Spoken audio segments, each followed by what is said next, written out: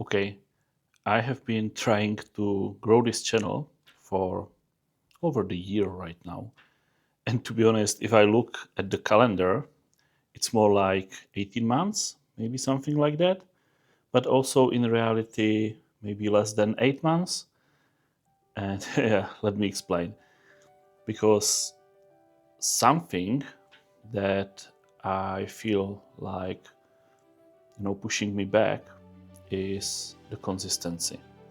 And it's really hard to grow a YouTube channel when there is a lot of things in your life demanding your time and your energy, like family, full-time work, you know, all these, I wouldn't call them distractions, but other aspects of life. So let's just keep this about a year of effort.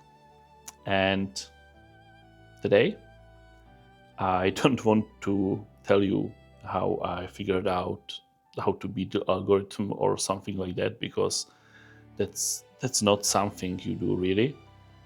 I want to share with you 5 lessons that I learned along the way, sometimes the hard way, and that can help you with any creative endeavor you are going to go on yourself. So enjoy 5 lessons from my YouTube journey.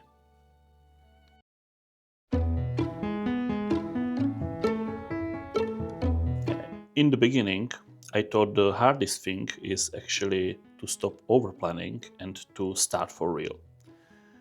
But quite soon I figured out that starting is not the hardest thing about creating content and specifically about YouTube. It's actually to stick with it. It's the consistency, it's the discipline. And I I must admit that I kind of had pieces of time when I was pretty consistent, like weekly uploads for 2, 3 months. And then usually there was something that threw me off. Some, comment that I didn't expect, some video that flopped. And I started questioning myself if this really makes sense. And this got me frozen for a month, 2 months. I think the longest without the video was actually after one of my biggest successes, the video about my career switch. And then I didn't post for like 5 months in a row.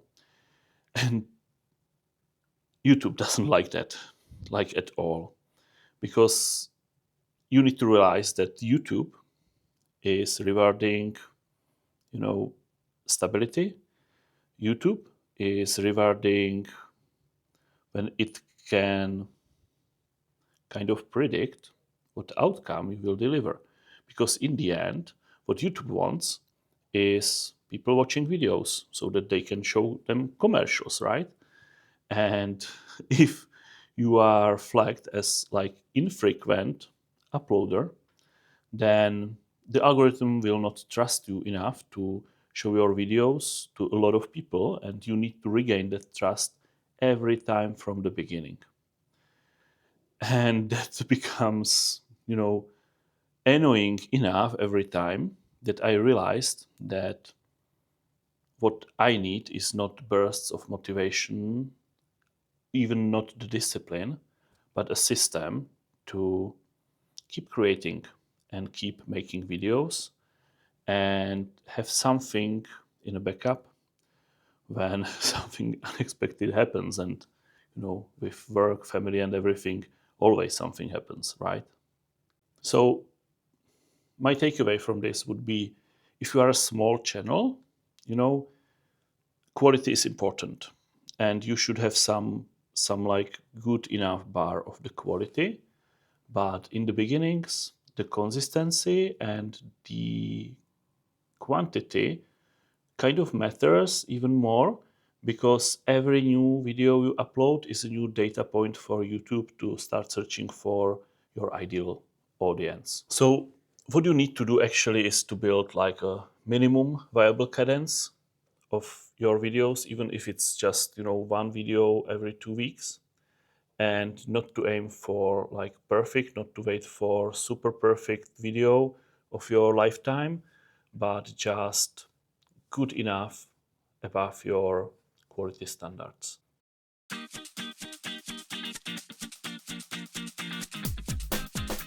Okay, lesson number 2, and that's about packaging, because I know that this is classic like YouTube advice, but in the beginning I really underestimated how important it is to package your video, meaning your thumbnail and your title.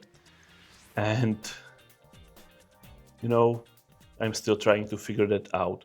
But lately, what helps me a lot is to use AI and to really like use ChatGPT to generate some mockups for me, and to really like streamline this this production of thumbnails, and finding the correct titles. And I have seen huge improvements in much less time thanks to AI. I think this is one of the valid like use cases for AI to help creating this in a good enough quality, because right now it can do it better than myself, and in like fraction of a time.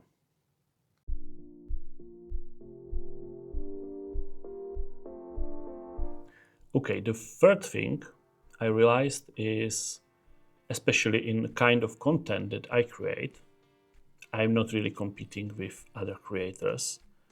I'm competing with the mindset of people who are just scrolling YouTube.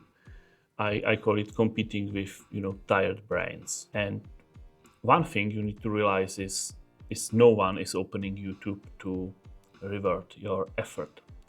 People are opening YouTube to get entertained, get some new inspiring idea, spend some quality time. So basically no one cares about 10 hours that you put into that video or 2 hours that you put into the other. They care what they can take from that content you create, right? So I had to learn how to, structure my videos a bit less like like I would explain something to colleagues, or how I would explain it on the conference, but more with the mood of the audience in mind, let's say. And that means, strong enough beginning, the tension, and then, basically you need to win them in the first 30 seconds.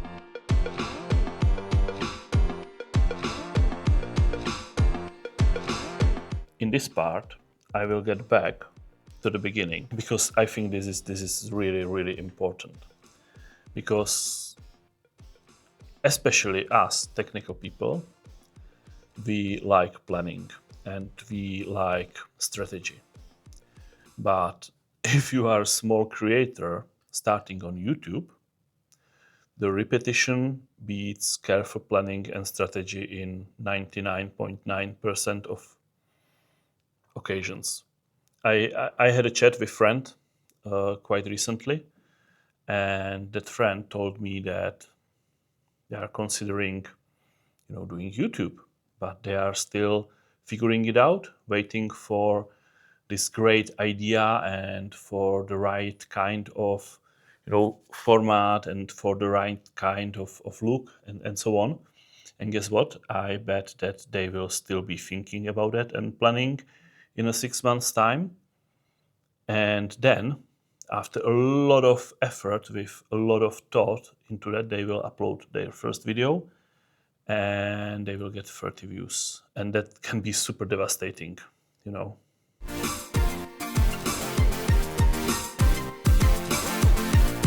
And that leads me to the harsh lesson number 5, and this is probably the most emotionally difficult one, because there will be moments that you will feel really low when trying to creating content.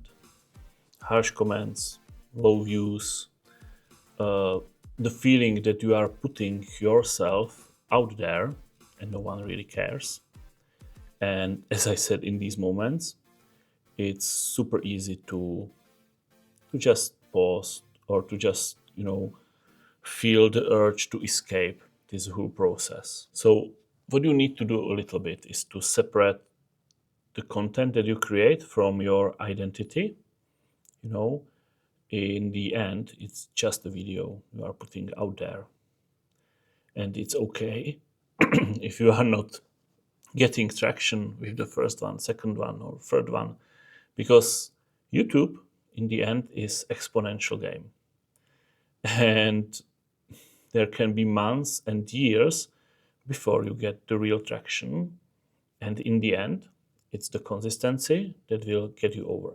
But that doesn't mean repeating the same, stuff over and over.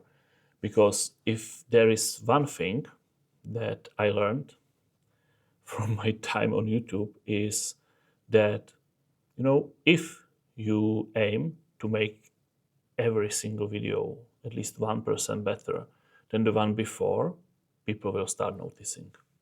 And they already are.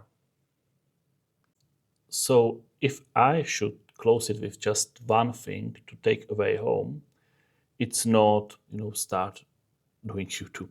It's not even, start doing YouTube and be consistent. It's, if you want to create the content, make a habit of returning every time, every week, just returning, because this will carry you over the long area where it sounds like nothing is really happening and people just don't care.